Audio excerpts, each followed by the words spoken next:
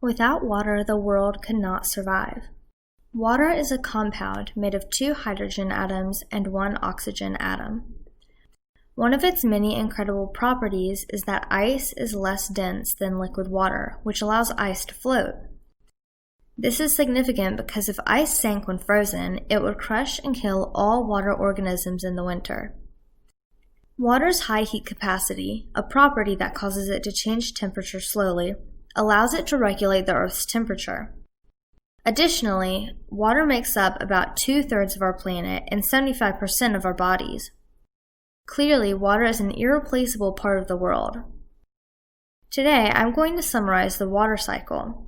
We've all heard of the water cycle, but let's go into the details. The Bible tells us that God created the seas in Genesis 1:9-10. It is as follows. And God said, "Let the waters under the heavens be gathered together into one place, and let the dry land appear." And it was so. God called the dry land earth, and the waters that were gathered together he called seas. And God saw that it was good. This is the starting point of the water cycle. The first step in the water cycle is evaporation. The heat from the sun is a form of energy.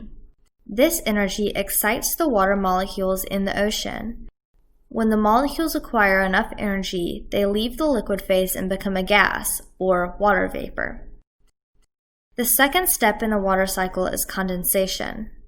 When a warm object is exposed to a cool object, the energy leaves the warmer object in order to balance out the energy levels. The higher up into the atmosphere an object is, the cooler the surrounding temperature. So, when the water vapor is high enough, it loses energy to the surrounding air and becomes a liquid again. This leads to the third step, precipitation. Precipitation can be in the form of rain, snow, sleet, or hail.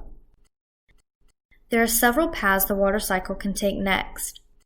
One possibility is that the water runs into streams that run into lakes, ponds, swamps, or back into the ocean. This would be the end of this water cycle. A second possibility is that plants absorb the water into their roots. A third is that animals or humans consume water either by eating plants or just by drinking water. But how does the water get back into the oceans or into the air to complete the cycle? One way is for evaporation to occur when plants lose water through their leaves. This process is called transpiration. A second way is for humans and animals to lose water either through urination or sweat. Sweat is actually a way for humans and animals to cool themselves off. The water in the sweat will evaporate and return to the air, beginning the cycle again. No matter what path it takes, the water will eventually return to its original state, and the water cycle will begin again. This diagram is a visual of the water cycle. As you can see, we begin with the water in the ocean.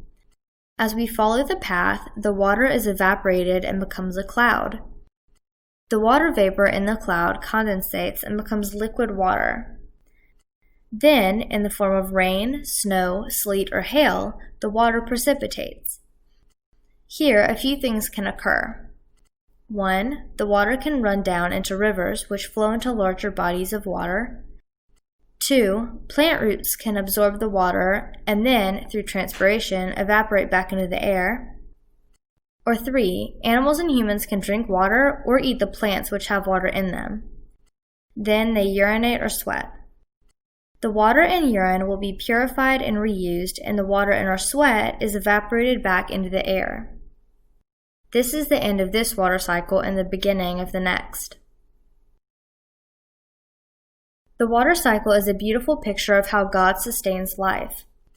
Psalm 145, 16-17 is a Bible passage that, for me, depicts how God sustains his creation. It is as follows. You open your hand, you satisfy the desire of every living thing. The Lord is righteous in all his ways and kind in all his works. For this lab, I used a video from the Bozeman Science YouTube channel called Biogeochemical Cycling. Thanks for watching.